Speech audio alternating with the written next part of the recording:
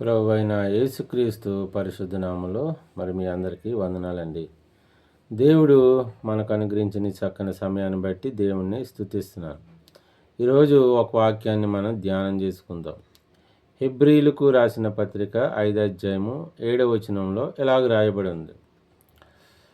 శరీరధారి ఉన్న దినములలో మహారోదనముతోనూ కన్నీళ్లతోనూ తన్ను మరణము నుండి తప్పించగలవానికి ప్రార్థనలను యాచనలను సమర్పించి భయభక్తులు కలిగి ఉండుట వలన ఆయన అంగీకరించబడెను అని ప్రభువైన యేసుక్రీస్తుని గురించి మరి ఇలా రాయబడి ఉంది. ఈరోజు మనం ఆలోచించాలి. యేసుక్రీస్తు ప్రభు అంగీకరించబడ్డాడు దేవుని చేత. మరి ఈరోజు మనం దేవుని చేత అంగీకరించబడుతున్నామా? మనం ఎలాగ అంగీకరించబడుతున్నాము? పాపంలో నుండి పాపం చేసిన వారుగా అంగీకరించబడుతున్నామా?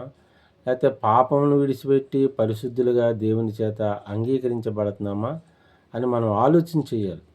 నిజంగా ఈ భూమి మీద మనుషులు ఎంతకాలం జీవించినా వారు శారీరకంగా జీవించినంత కాలం కూడా మనుషుల యొక్క ఆలోచన ఎలా ఉంటుందంటే, ఏమి తిందుమా, మరి ఏమి తాగుదమా, ఏమి సంపాదించుదమా, ఎవరిని దూషించుదమా, ఎవరిని ద్వేషించుదమా, ఎవరిని మోసం చేయుదమా, ఎవరికి కీడు చేయుదమా.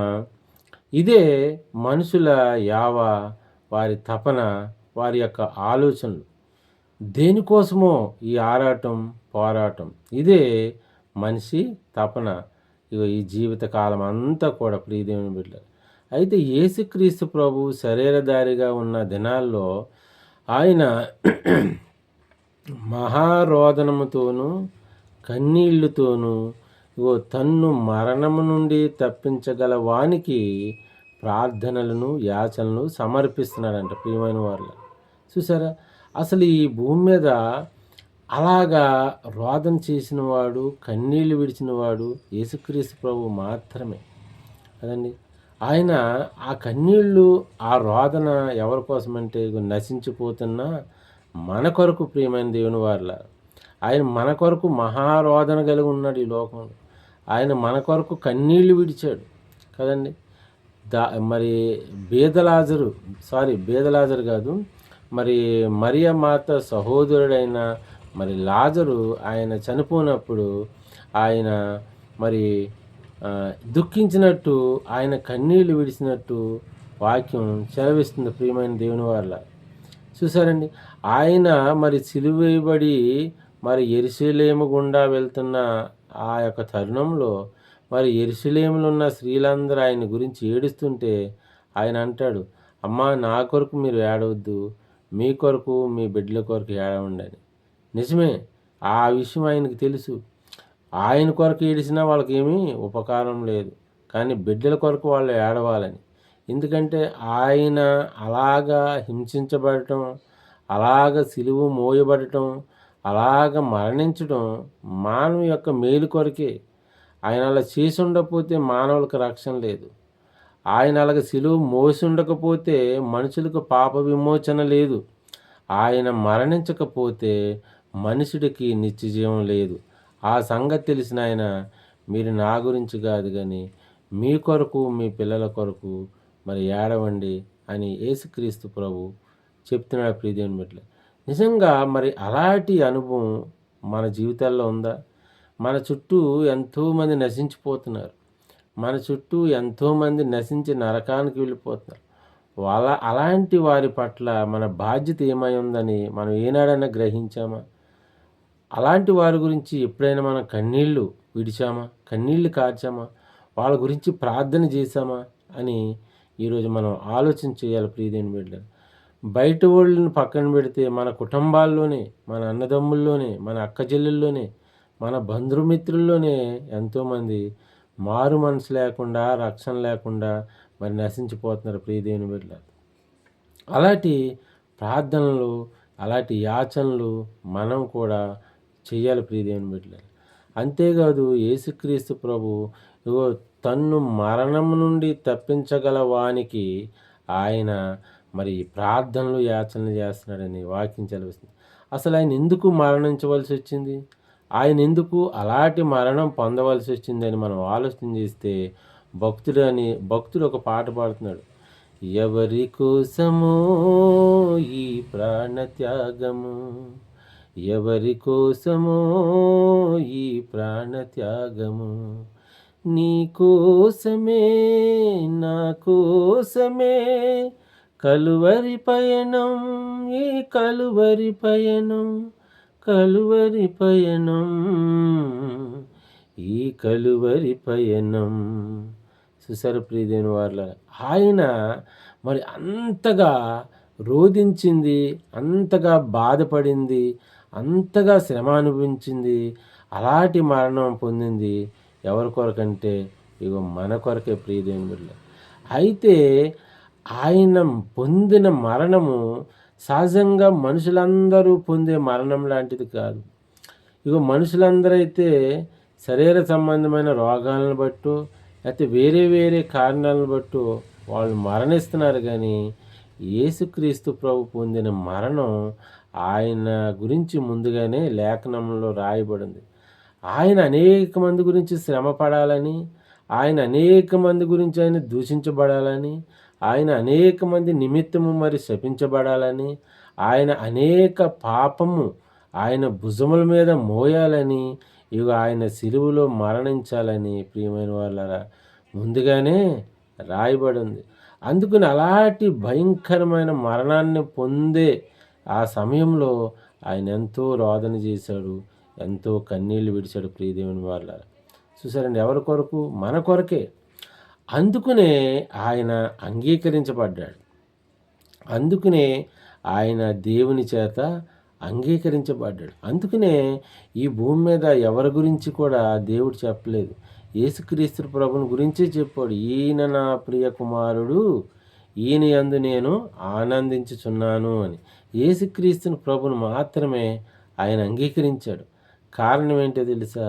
ఆయన ఈ భూమి మీద మరి 33.5 సంవత్సరాలు జీవించి దేవుని యొక్క చిత్తాన్ని ఆయన జరిగించాడు. ప్రియమైన దేవుని వారలారా, యోహాను సువార్తలో మరి 4వ అధ్యాయము 34వ వచనంలో దేవుని పని చేయటమే, మరి ఆయన పని అంతా చేయటమే దేవుని చిత్తం అని ఆయన చెప్తున్నాడు. ప్రియమైన వారలారా, దేవుని పని చిత్తాన్ని జరిగించటమే నా పని అని యేసుక్రీస్తు ప్రభు తెలియపరుస్తున్నాడు.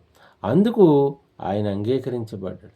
మరి ఈరోజు మనం కూడా అంగీకరించబడాలంటే ఈ భూమి మీద జీవించిన కాలంలో దేవుని యొక్క చిత్తాన్ని మనం నెరవేర్చాలి. దేవుడు మనకి అప్పగించిన పని మనం సంపూర్ణంగా చేయాలని వాక్యం సెలవిస్తుంది. ప్రియదేవుని బిడ్డలు, మీకు విషయం తెలుసా? యోబు కూడా దేవుని చేత అంగీకరించబడ్డాడు. ప్రియమైన వారలారా కదండి, దేవుని చేత యోబు కూడా అంగీకరించబడ్డాడు. యోబు మరి 42వ అధ్యాయము 8వ వచనంలో మరి మనం చూసినట్లయితే ఇలాగ రాయబడింది.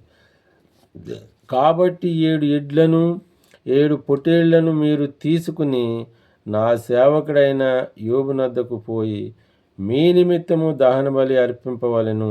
అప్పుడు నా సేవకుడైన యోబు మీ నిమిత్తము ప్రార్థన చేయును. మీ అవివేకమును బట్టి మిమ్మల్ని శిక్షింపక ఉండినట్లు నేను అతనిని మాత్రము అంగీకరించేదను. చూసారు ప్రియదేవుని బిడ్డలారా, యోబుని దేవుడు అంగీకరించాడు. యోబు గారికి 3 స్నేహితులు ఉన్నారు. మీ అందరికీ తెలుసు. ఎలిఫజు, మరి జోఫరు, బిల్దద్ అనే 3 స్నేహితులు వచ్చి వారు మరి సరైన రీతిలో మరి మాట్లాడకుండా యోబుని అనేక మార్లు వారు నిందించారు. యోబుని వారు అనేక మార్లు మాటల ద్వారా బాధించారు కదా. యోబు అంత శ్రమల్లో ఉన్నప్పటికీ, అలాంటి కష్టాల్లో ఉన్నప్పుడు కూడా ఆయన ఏ విషయంలో కూడా మరి దేవునికి వ్యతిరేకంగా మాట్లాడలేదు. ప్రియదేవుని బిడ్డ, దేవుని యందు భయభక్తులు కలిగి ఆయన జీవించాడు కాబట్టి దేవుని చేత యోబు అంగీకరించబడ్డాడు కదండి. తమ కుమార్తెలు విందు చేసుకునే దినాల్లో మరి ఏ విషయంలోనైనా దేవునికి విరోధంగా పాపం చేస్తారేమోని, మరి దేవుడి ఎదుట మనం పాపం చేస్తే దేవుడు శిక్షిస్తాడని అది ఎరిగిన యోబు వారి పిల్లల నిమిత్తమై ప్రతిరోజు కూడా దహన బలి బలులు అర్పిస్తూ ఉండేవాడు ప్రియదేవుని బిడ్డ. అందును బట్టి మరి యోబు కూడా అంగీకరించబడ్డాడు.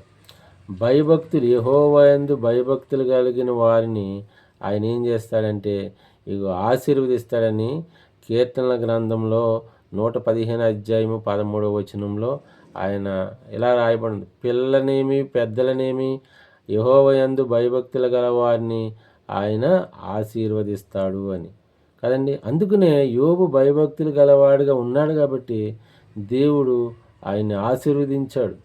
ఒకానొక సందర్భంలో తనకు వచ్చిన శ్రమను బట్టి సమస్తము కోల్పోయినప్పటికీ మరలా ఆయన శ్రమలో కూడా ఇగో దేవుని యందు భయభక్తులుగా యోబు ఉన్నాడు కాబట్టి పోయిందంతా కూడా దేవుడు తిరిగి ఇచ్చాడు. అంతేకాదండి, రెండింతలు ఆశీర్వాదాన్ని మరి దేవుడు యోబుకి అనుగ్రహించడం మనం చూస్తున్నాం ప్రియమైన దేవుని బిడ్డలారా. ఈరోజు మనం కూడా ఇగో దేవుని చేత అంగీకరించబడాలంటే మనం కూడా ఇగో యేసుక్రీస్తు ప్రభువులాగా మనం ఈ లోకంలో జీవించాలి. అనేక మంది గురించి ప్రార్థన చేసేవారుగా ఉండాలి. అనేక మంది నశించిపోతున్న వారిని గురించి మనం విజ్ఞాపన చేసేవారుగా ఉండాలి. నశించిపోతున్న వారి గురించి మనం నిరంతరము ప్రార్థనలు చేసేవారుగా ఉండాలి. అలా ఉంటే ఆయన చేత మనం దేవుని చేత అంగీకరించబడతాం ప్రియ దేవుని బిడ్డలారా. ఇగో భయభక్తులు కలిగి ఉండటం మరి ఎంతో ఆశీర్వాదకరమైన వాక్యం సెలవిస్తుంది. అసలు భయభక్తులు అంటే ఏంటో మనం ఒకసారి చూద్దాం. భయభక్తులు కలిగి ఉండుటంటే ఏంటో ఒకసారి మనం చూద్దాం. సామెతల గ్రంథము 8 అధ్యాయము 13వ వచనంలో ఇలాగ రాయబడి ఉంది. 8 అధ్యాయం 13వ వచనం, యెహోవాయందు భయభక్తులు కలిగి ఉండుట చెడుతనమును నసహించుకొనుటయే, గర్వము అహంకారము దుర్మార్గత కుటిలమైన మాటలు నాకు అసహ్యములు అని వాక్యం సెలవిస్తుంది. చూసారు, అలా యెహోవాయందు భయభక్తులు కలిగి ఉండటం, చెడుని అసహించుకోవటమే భయభక్తులు కదండి. యోబు అదే అసహించుకున్నాడు చెడుని. యోబు గురించి దేవుడే అంటాడు, ఊజు దేశం మందు యోబు అని ఒక మనుషుడు ఉన్నాడు, అతడు చెడుతనమును అసహించుకున్నవాడు, దేవుని యందు భయభక్తులు కలిగిన వాడు, ఆయన ఎంతో ధనవంతుడు అయినప్పుడు కూడా ఆయనలో ఎటువంటి గర్వం కానీ అహంకారం కానీ లేకపోతే కుటిలమైన మాటలు కానీ ఆయన నోటంటే ఎప్పుడు రాలేదని ఇగో దేవుడు ఆయన్ని ఆశీర్వదించాడు కదండి. చెడుని అంతా ఆయన విసర్జించాడు కాబట్టి దేవుని చేత యోబు అంగీకరించబడ్డాడని వాక్యం చదివిస్తుంది ప్రియదేవుని బిడ్డ. ఈరోజు మనం కూడా చూడండి, యేసుక్రీస్తు ప్రభు కూడా మరి దేవుని కుమారుడయ్యుండి మరి ఆయన ఎన్నో అద్భుతాలు ఎన్నో ఆశ్చర్య కార్యాలు ఈ భూమి మీద జరిగించినప్పుడు కూడా ఆయన ఒక సామాన్యమైన వ్యక్తిగానే జీవించాడు తప్ప ఆయనలో ఎటువంటి గర్వము ఎటువంటి అహంకారం కూడా మనకు కనపడదు ప్రియదేవుని బిడ్డలారా. చూసారు, అందుకనే ఆయన దేవుని యందు భయభక్తులు కలిగిన వాడుగా భూమి మీద ఉన్నాడు కాబట్టి యేసుక్రీస్తు ప్రభు దేవుని చేత అంగీకరించబడటం అంటే ఒప్పుకోవటమే.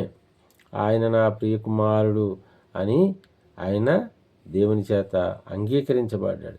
ఈరోజు మనం కూడా ఆలోచన చేయాలి ప్రియమైన వాళ్ళు. మనం కూడా మరి దేవునికి అంగీకారంగా ఉండాలంటే యేసుక్రీస్తు ప్రభువులాగా మనం ఈ లోకంలో జీవించాలి. అంతేకాదు కానీ ఆయన మరి ఇగో దేవునికి మరి దేవునికి విధేయత కలిగిన వాడుగా కూడా ఆయన ఉన్నాడు ప్రియ దేవుని బిడ్డ కదా. ఆయన ఇగో శ్రమల్లో సహితం కూడా ఆయన విధేయత నేర్చుకున్నాడని వాక్యం సెలవిస్తుంది. ఏదన్నా శ్రమ వస్తే మనం విశ్వాసంలోంచి పడిపోతాం, ఏదన్నా శ్రమ వస్తే మనం విధేయత నుండి తొలగిపోతాం. కానీ యేసుక్రీస్తు ప్రభు ఎన్ని శ్రమలు వచ్చినా సరే విధేయత గలవాడుగా ఉన్నాడు కాబట్టి దేవుని చేత అంగీకరించబడ్డాడు. యోబుని చూసినప్పుడు యోబు కూడా ఈ భయంకరమైన శ్రమ అనిపించినప్పుడు కూడా దేవుని పట్ల విధేయత మరి తొలగిపోలేదు.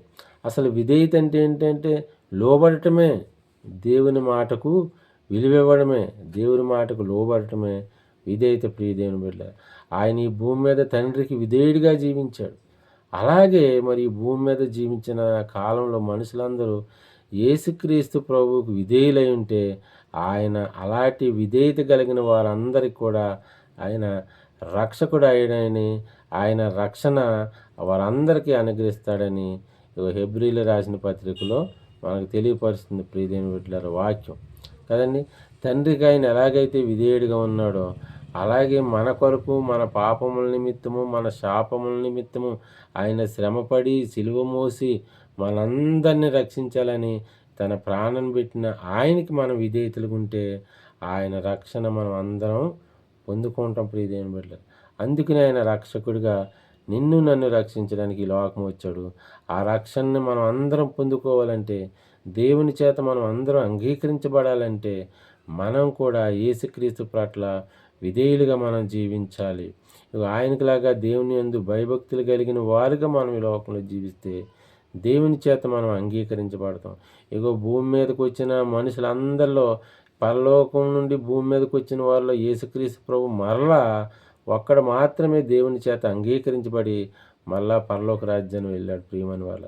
మనం కూడా మనం వచ్చిన ఆ యొక్క స్థలానికి మనం వెళ్ళాలంటే మనం కూడా ఈ భూమి మీద దేవుని యందు భయభక్తులు కలిగి ఉండాలా. దేవునికి విధేయులుగా ఉంటే ఆయన మనల్ని కూడా అంగీకరించి తనతో పాటు తన రాజ్యంలో ఆ నిత్య రాజ్యంలో మనల్ని కూడా ఉంచుతాడని మనం నమ్మి మనం అందరం కూడా దేవునికి విధేయులుగా ఉండాలి. ఆయన పట్ల భయభక్తులు కలిగి ఉండాలి. దేవుడు తన మాటలు దీవించునుగాక. ఆమేన్.